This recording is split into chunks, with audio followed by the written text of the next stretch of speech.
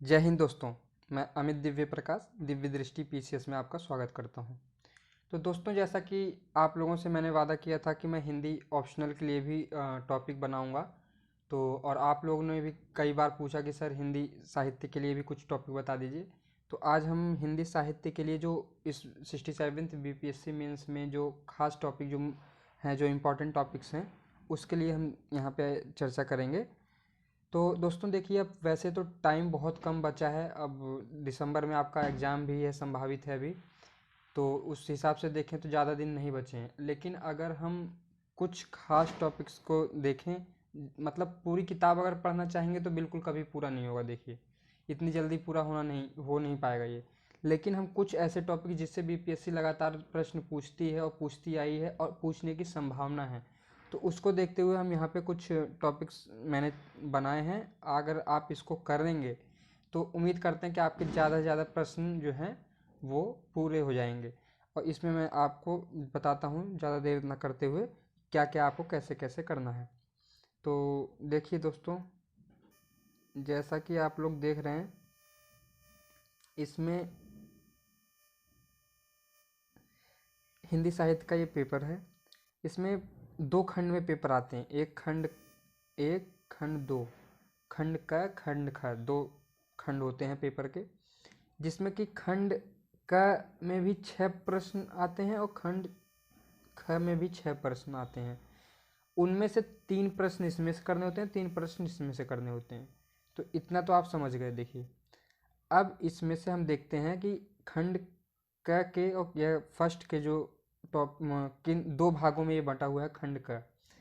पहला खंड इसका जो है हिंदी भाषा का इतिहास, हिंदी भाषा का इतिहास पहला खंड है इसका। और खंड क का ही दूसरा जो खंड है वो है हिंदी साहित्य का इतिहास।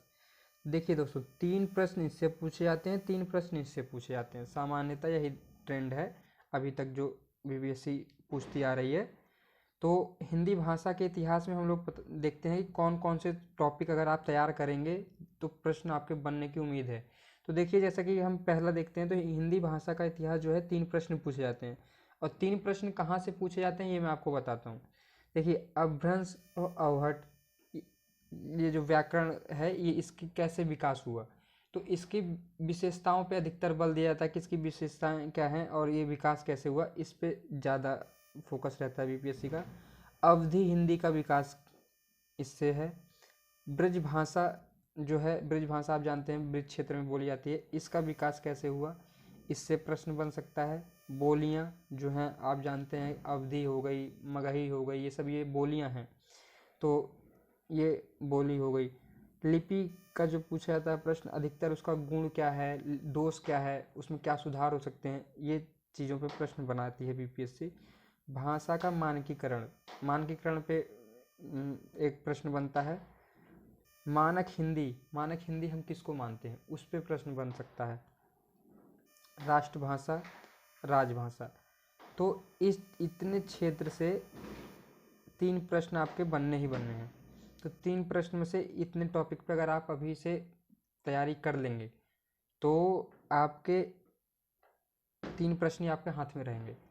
तो इनमें से ज़्यादातर विकास पे पूछता है, विशेषताएं पूछता है। और ज़्यादा मतलब इधर उधर नहीं करना है आपको, बस विशेषताओं पे और विकास पे ध्यान देना है। और थोड़े थोड़े चीज़ें सब में पढ़ लेनी है, और एक खुद का नोट्स बनाइए आप। सबसे बड़ी बात, आप जब तक खुद के नोट्स नहीं बनाएंगे, किताब से पढ़ेंगे, तो किताब में बहुत सारी चीज़ें दी होती हैं जिससे आप रिवीजन टाइम में नहीं कर पाएंगे।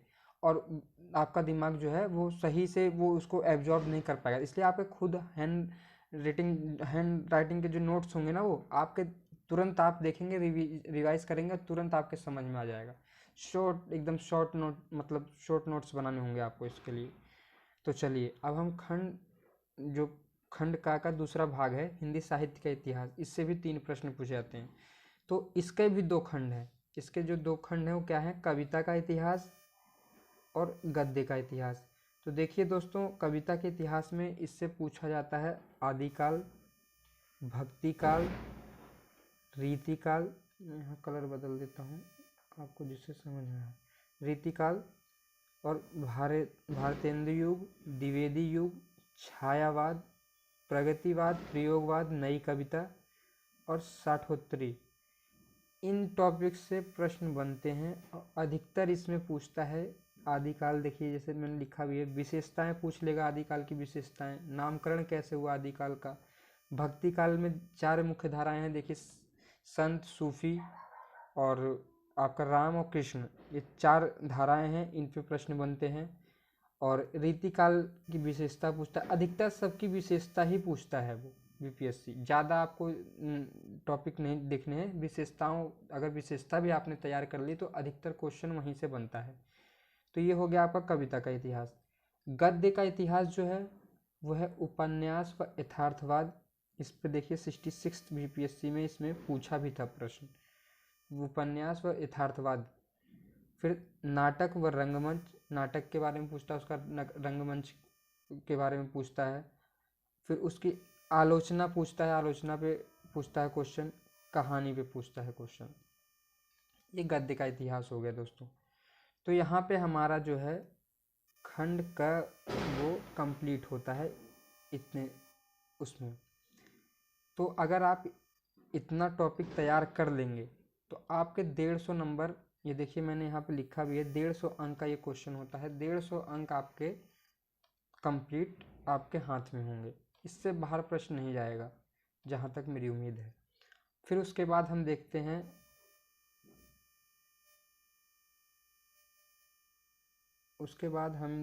खंड ख में। खंड ख में दोस्तों देखिए हम लोग आते हैं, तो इसमें 3 पार्ट होते हैं, 3-4 पार्ट। इसके 2 पार्ट हैं, पहले कविता और इधर कविता है, फिर इधर नाटक, कहानी, निबंध, 4 पार्ट।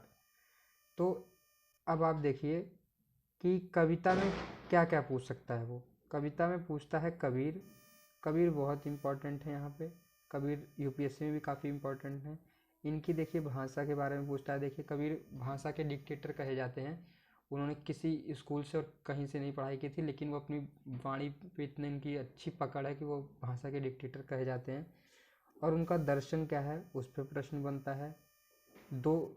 ये दो टॉपिक आप तैयार कर लेंगे तो आपका प्रश्न बन जाएगा।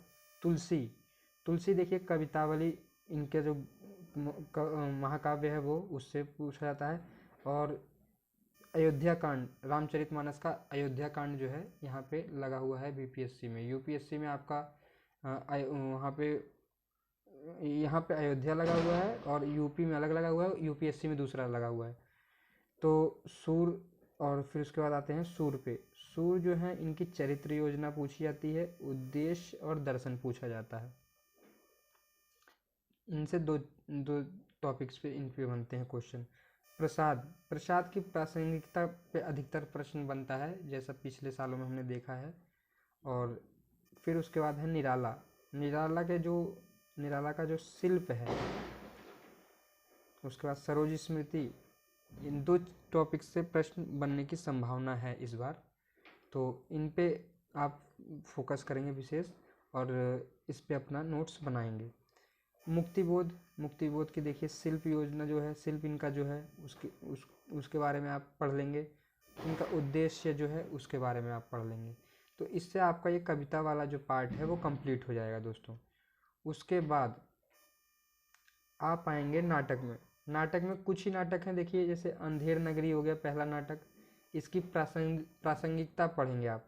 रंगमंच पे क्या आसान है या कठिन है, इसका रंगमंचीयता पे कैसे हो पाएगा, तो इसके बारे में प्रश्न पूछता है। उसके बाद चंद्रगुप्त में आपका इतिहास पूछ लेगा, संवेदना पे पूछेगा प्रश्न, रंगमंच पे पूछ सकता है प्रश्न। तो अधिकतर देखिए अब नाटक है तो नाटक की रंगमंचीयता पे तो प्रश्न बनना स्वाभाविक है, तो रंगमंचीयता पे उसके सवाल पूछा जाता है। उसके बाद है मानसरोवर। मानसरोवर पे भी पूछ लेता है, मानसरोवर का आपको प्रासंगिकता वगैरह पे इस पे भी प्रश्न बन सकता है। उसके बाद कहानी जो लगी हुई है यहाँ पे बीपीएससी में, तो गोदान, तो देखिए गोदान हम लोग बचपन से पढ़ते आ रहे हैं। इसमें से कुछ कहानियाँ, उसमें जैसे आपका गोदान पे पूछ लेगा किसान के बारे में, किसान उस समय भी क्या स्थिति थी किसान की जान रहे हैं, आज भी क्या स्थिति है किसान की, तो उससे मिला के क्वेश्चन पूछ सकता है किसान। इसमें पात्र पे पूछ सकता है, होरी और धनिया आप जानते ही हैं उसके बारे में पूछ सकता है। आधुनिकता के बारे में भी प्रश्न बनता है गोदान पे। और गांव और शहर के बारे में, मतलब कि गांव की स्थिति और शहर की स्थिति में तुलनात्मक रूप से प्रश्न बनाया जा सकता है। शेखर एक जीवनी, ये इससे भी प्रश्न अभी तक बहुत कम बार पूछा गया है बीपीएससी में। मैं तो कहूँगा कि इसे नहीं भी पढ़ेंगे तब भी आपका काम चल सकता है, लेकिन आप अगर टाइम है आपके पास तो सब पढ़ने के बाद एक बार देख लीजिएगा। और निबंध भी हैं यहाँ पे लगे हुए। निबंध बहुत टफ होते हैं क्वेश्चन, तो अगर आपको यहाँ पे ऑप्शन मिलता है तो मैं तो कहूँगा निबंध पे ज़्यादा फोकस ना करें, क्योंकि निबंध काफ़ी टफ होता है। तो आपको यहाँ से क्वेश्चन बन जाएंगे, क्योंकि 6 क्वेश्चन आते हैं, 6 में से 3 ही क्वेश्चन करने होते हैं, तो आप उसको छोड़ भी सकते हैं। तो ये जितना था इम्पोर्टेंट टॉपिक जो थे मैंने आपको बता दिया है, और इसी हिसाब से आप अगर अपनी तैयारी करेंगे तो उम्मीद करते हैं कि जल्दी आपको बेहतर चीज़ें मिल जाएंगी, और जो आप चाहते हैं, एक ख्वाहिश है आपकी नौकरी पाने की बीपीएससी में, वो पूरी होगी। और देखिए ऑप्शनल का अपना बहुत महत्वपूर्ण महत्व है, क्योंकि ऑप्शनल बहुत लोगों का रैंक जो है बहुत आगे ले आता है, बहुत लोग जिसका ऑप्शनल गड़बड़ हुआ उसकी रैंक नीचे गिर जाती है। इसलिए ऑप्शनल पे विशेष फोकस करना है, और ज़्यादा टाइम ना खपत करते हुए इन टॉपिक्स को तैयार कर लेंगे, कम टाइम में आपका ये पूरा जो है सिलेबस कंप्लीट हो जाएगा।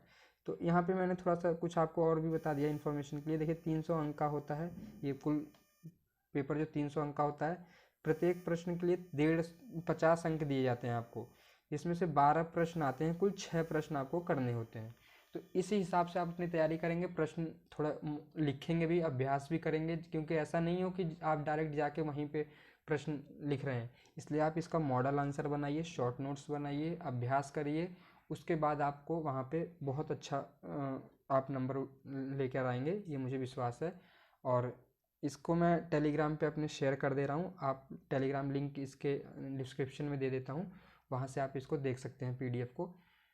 तो हम कल 1-2 दिन में हम लाएंगे GS2 का। मैंने GS1 का डाल दिया है वीडियो, वो आप देख सकते हैं। GS1 के जो इंपॉर्टेंट टॉपिक हैं, GS2 के भी मैं लेके आऊँगा, वो भी आप देख सकते हैं।